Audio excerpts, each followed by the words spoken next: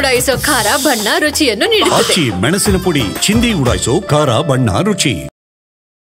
ಮಂಗಳೂರಿನಲ್ಲಿ ತಡರಾತ್ರಿ ಸುರಿದಂಥ ಭಾರೀ ಮಳೆಗೆ ಸಾಕಷ್ಟು ಅವಾಂತರಗಳು ಸೃಷ್ಟಿಯಾಗಿರುವಂಥದ್ದು. ಅದರಲ್ಲೂ ಮಂಗಳೂರು ನಗರದ ಮೇರಿ ಹಿಲ್ನಲ್ಲಿ ಬೃಹದಾದಂಥ ಒಂದು ಕಾಂಪೌಂಡ್ ವಾಲ್ ಕುಸಿದು ಬಿದ್ದು 15ಕ್ಕೂ ಹೆಚ್ಚು ದ್ವಿಚಕ್ರ ವಾಹನಗಳು ಸಂಪೂರ್ಣವಾಗಿ ಜಖಮ್ ಆಗಿದೆ. ನಾನೀಗ ಈ ಒಂದು ಘಟನಾ ಸ್ಥಳದಲ್ಲಿದ್ದೇನೆ.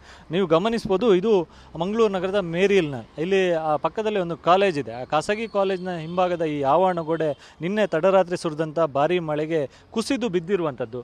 ಈ ಭಾಗದಲ್ಲಿ ಗಮನಿಸ್ಬೋದು, ಇಷ್ಟೇ ದೊಡ್ಡದಾದಂಥ ಆವರಣ ಗೋಡೆ ಈ ಭಾಗದಲ್ಲಿಯೂ ಕೂಡ ಇತ್ತು. ಆದರೆ ರಾತ್ರಿ ಭಾರಿ ಪ್ರಮಾಣದಲ್ಲಿ ಸುರಿದಂಥ ಮಳೆಗೆ ಅದು ಸಂಪೂರ್ಣವಾಗಿ ಕುಸಿದು ಕೆಳಭಾಗಕ್ಕೆ ಬಿದ್ದಿರುವಂಥದ್ದು.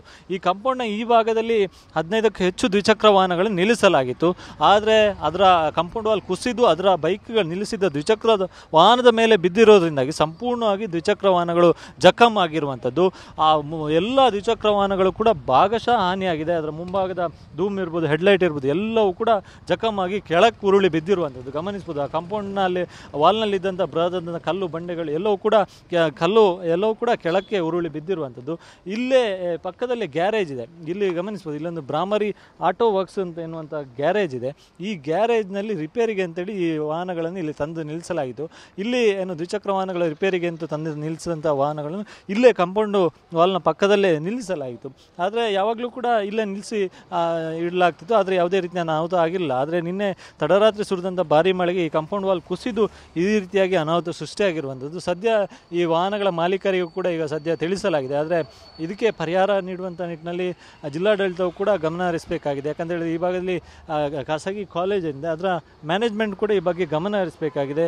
ಇದರ ಇನ್ಶೂರೆನ್ಸ್ ಕ್ಲೈಮ್ ಆಗುತ್ತಾ ಅಥವಾ ಏನು ಪರಿಹಾರ ಕ್ರಮಗಳು ಏನು ಎಂಬುದನ್ನು ಯೋಚನೆ ಮಾಡಬೇಕಾಗಿದೆ. ಸದ್ಯ ಈ ಒಂದು ಮಳೆಯಿಂದಾಗಿ ಸಾಕಷ್ಟು ಹಾನಿಯಾಗಿದ್ದು, ಅದರಲ್ಲೂ ಈ ಮೇರಿ ಹಿಲ್ನಲ್ಲಿ ಈ 15ಕ್ಕೂ ಹೆಚ್ಚು ದ್ವಿಚಕ್ರ ವಾಹನಗಳಿಗೆ ಹಾನಿಯಾಗಿದೆ. ಇದರ ಜೊತೆಗೆ ಪಕ್ಕದಲ್ಲೇ ಇದ್ದಂಥ ಒಂದು ಇನೋವಾ ಕಾರಿಗೂ ಕೂಡ ಹಾನಿಯಾಗಿದೆ.